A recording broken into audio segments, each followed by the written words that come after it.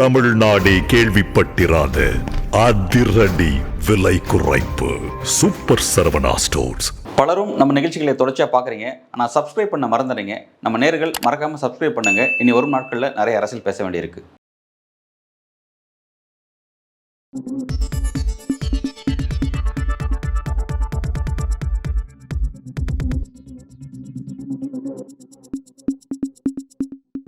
News focus தமிழர்களுக்கு வணக்கம்.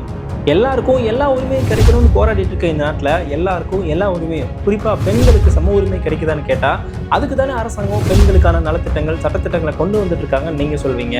அப்படி கொண்டு வந்தோம் இந்த நாட்டில் பெண்களும் ஆண்களை போலவே எல்லா துறைகளையும் சமமாக நடத்தப்படுறாங்களான்ற கேள்வி இன்னைக்கு இருந்துட்டு தான் இருக்குது. இந்த கேள்விக்கான விடை இந்த வீடியோவோட முடிவில் உங்களுக்கு கிடைக்கும்.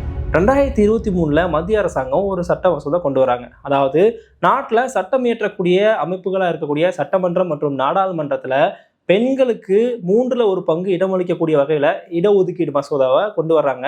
இந்த மசோதா நாடாளுமன்றத்தோட 2 அவைகளையும் தாக்கல் செய்யப்பட்டு அது நிறைவேற்றப்பட்டு சட்டமாக மாறிடுச்சு. அதுக்கப்புறமா உள்துறை அமைச்சர் அமித்ஷா என்ன சொல்றாருன்னா, இந்த இடத்துல இந்த சட்ட மசோதா அடுத்தபடியாக மக்கள் தொகை கணக்கெடுப்பு நடத்தப்பட்டு அதுக்கப்புறமா அதன் அடிப்படையில் தொகுதி மறுவரையை செய்யப்பட்டதுக்கு அப்புறம் தான் அமலுக்கு வரும் அப்படின்னு சொல்றாரு. அதாவது இந்தியாவை பொறுத்த வரைக்கும் கடைசியாக மக்கள் தொகை கணக்கெடுப்பு 2011 செய்யப்பட்டது.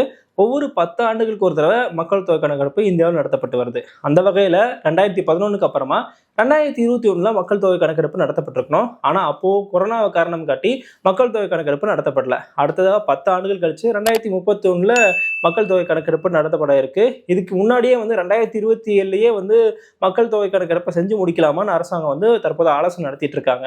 இந்த ஒரு சூழல்ல அடுத்ததா மக்கள் தொகை கணக்கெடுப்பு நடத்தி அதை அடிப்படையாக வச்சு தொகுதிகளை மறுவரையறை செஞ்சு அதுக்கப்புறமா இந்த சட்ட மசோதா கொண்டு வந்து இந்த டைம் டிலே பண்ணாம இப்போவே இந்த சட்ட மசோதாவை கொண்டு வாங்கன்னு காங்கிரஸ் கட்சி சார்பில் உச்சநீதிமன்றத்தில் ஒரு மனு தாக்கல் செய்யப்படுது.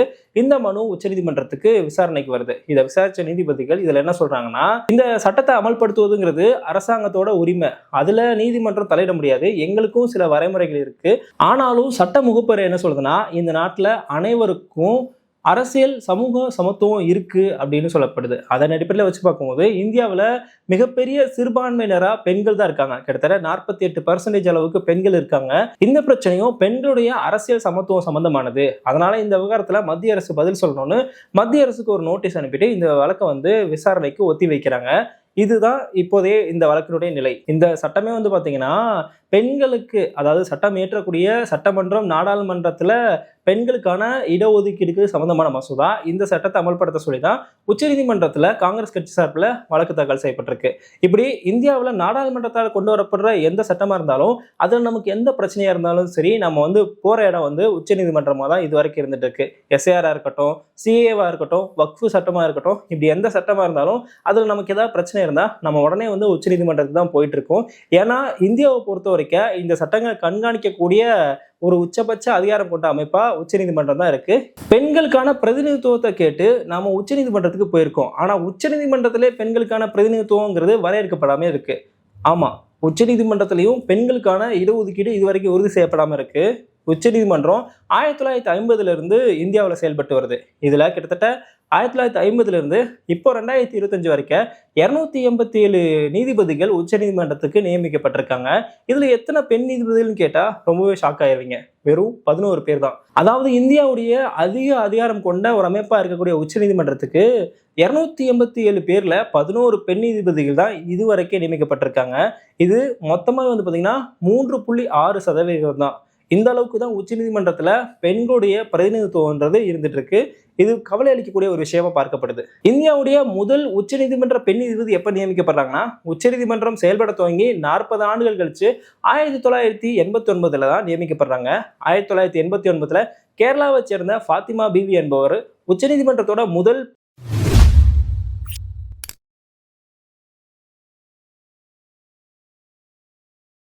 நீதிபதியும் கூட. இவங்களுக்கு அப்புறமா வந்து மைனாரிட்டி சமூகத்தை சேர்ந்த யாருமே இது வரைக்கும் நியமிக்கப்படலை அப்படிங்கிறது குறிப்பிடத்தக்கது.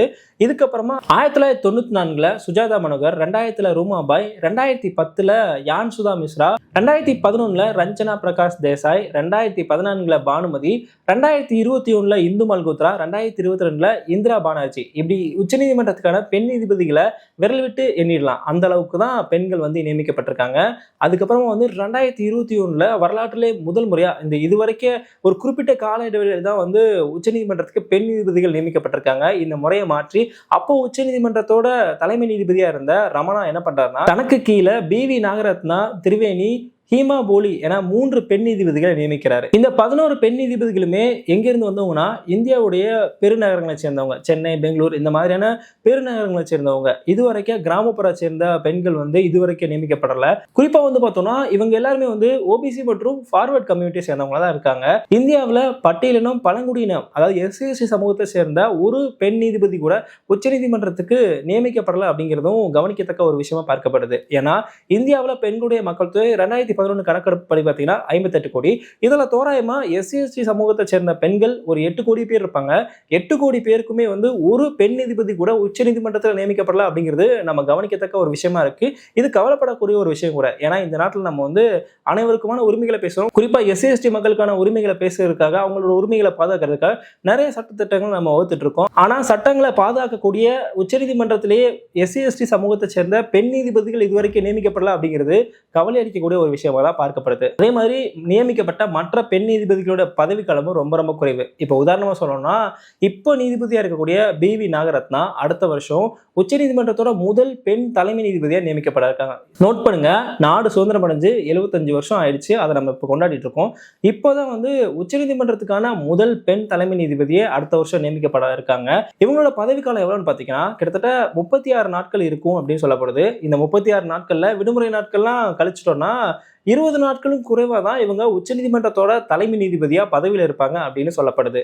இதுதான் உச்சநீதிமன்றத்துல பெண்களுக்கான பிரதிநிதித்துவமா இன்றைக்கு இருந்துட்டு இருக்கு. 2011 மக்கள் தொகை கணக்கெடுப்பு படி பார்த்தோம்னா இந்தியாவில் பெண்களுடைய மக்கள் தொகை 58 கோடி. அதாவது இந்திய மக்கள் தொகையில சராசரியா பாதி அளவுக்கு இருக்காங்க. ஆனாலும் சட்டம் இயற்றக்கூடிய சட்டமன்றத்திலையும் நாடாளுமன்றத்திலையும் சட்டத்தை கண்காணிக்கக்கூடிய உச்சநீதிமன்றத்திலையும் பெண்களுக்கான பிரதிநிதித்துவங்கிறது சரியா இல்லைங்கிறது கவலைப்படக்கூடிய ஒரு விஷயமா இருக்கு. அதுலயும் குறிப்பா பாத்தீங்கன்னா இந்தியாவில் பெண்களை பாதுகாக்கிறதுக்கு, பெண்களை முன்னேற்றுவதற்கு நிறைய சட்டங்கள் கொண்டு வரப்பட்டிருக்கு. இந்த சட்டங்கள் எல்லாமே ஆண்களால தான் நிறைவேற்றப்பட்டிருக்கு. இப்போ உச்சநீதிமன்றத்தை எடுத்துக்கிட்டிங்கன்னா நாட்டோட உச்சபட்ச அதிகாரம் கொண்ட ஒரு அமைப்பா இருக்கு. அந்த அமைப்புக்கே வந்து 11 நீதிபதிகள் தான் பெண் நீதிபதிகள் நியமிக்கப்பட்டிருக்காங்க. அடுத்த வருஷம் தான் முதல் பெண் தலைமை நீதிபதியே நியமிக்கப்பட இருக்காங்க. அதாவது நாடு சுதந்திரம் அடைஞ்சு 75 வருஷத்தை நம்ம கொண்டாடிட்டு இருக்கோம். ஆனா இவ்வளவு வருஷம் கழிச்சு தான் முதல் பெண் தலைமை நீதிபதியை நியமிக்கப்பட இருக்காங்க அப்படிங்கிறதே நம்ம கவனிக்க வேண்டிய விஷயமா இருக்கு. இதெல்லாம் வச்சு பார்க்கும்போது இந்திய அரசியலமைப்போட அந்த வடிவமைப்பே பெண்களை அதிகார மையத்திலிருந்து விலக்கி வைக்கிறதுக்காக வடிவமைக்கப்பட்டிருக்கா அப்படிங்கிற சந்தேகத்தை நமக்கு ஏற்படுத்துது. இந்த நிலை மாறுமா மாறாதா? இதோட முடிவு பெண்கள் கையில் இருக்கு. இந்த விவகாரம் தொடர்பாக உங்களோட கருத்து என்னன்றதை மறக்காம கமெண்ட்ல சொல்லுங்க. நன்றி.